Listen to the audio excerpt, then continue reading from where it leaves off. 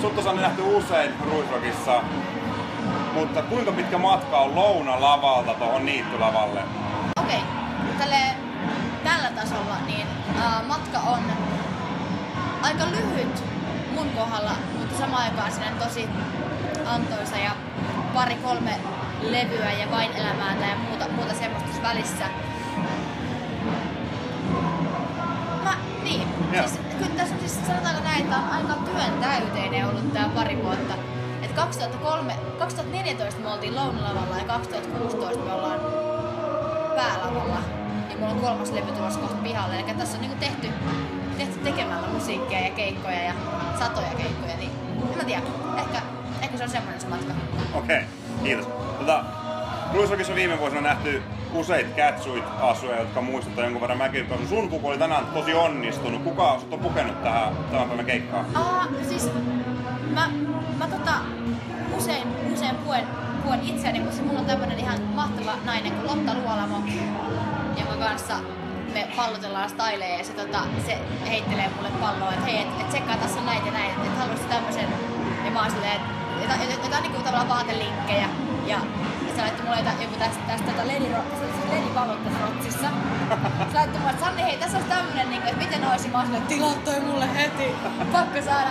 Ja sit me niinku Lottaa siitä ihanaa, että se on niinku mulle ihan luottostylisti ja samaan aikaan on semmonen, että jos mä haluan laittaa jotain päälle, niin se tavallaan se mukautuu. Että se ei ole semmonen, että sillä on joku oma visio, joka mun pitää vaan toteuttaa, vaan se on silleen, että se tietää mistä tykkään.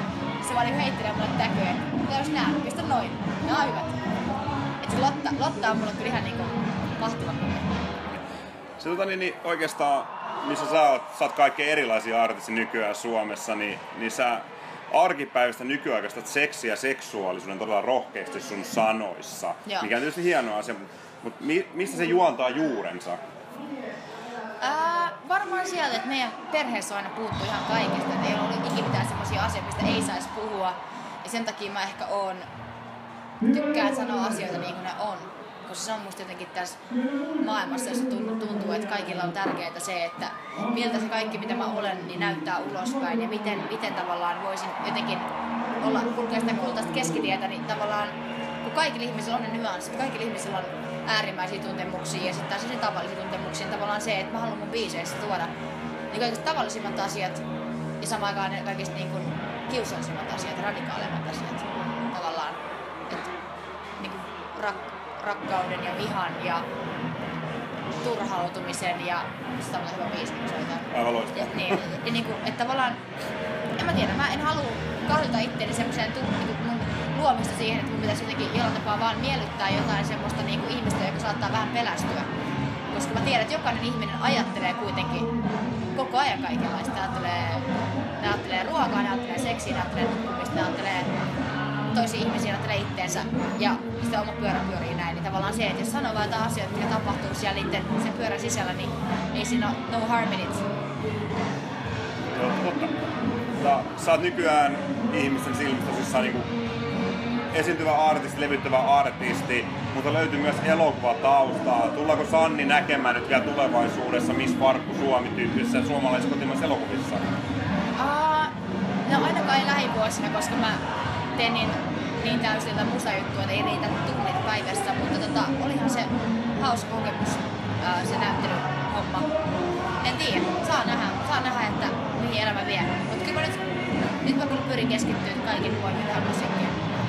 Nyt tosissaan ollaan Ruisrockissa, hieno perinteinen suomalainen festari ja kaunis keli, niin keitä Sanni ehdottomasti haluaa mennä vielä katsomaan, kun oma keikka on takana?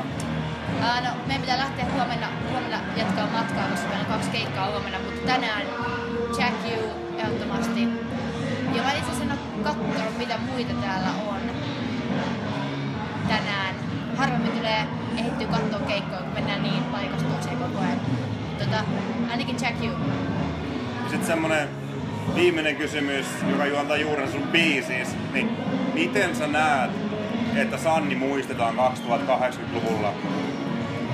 Ainakin toivottavasti tyyppinen, joka kannusti ehkä olemuksellaan ja tekemisillään olemaan just sellainen kuin on ja tavallaan olemaan häpeämättä itseään. Se on oikein hyvä vastaus. Hei, kiitos oikein paljon sun ajasta. Kiitos.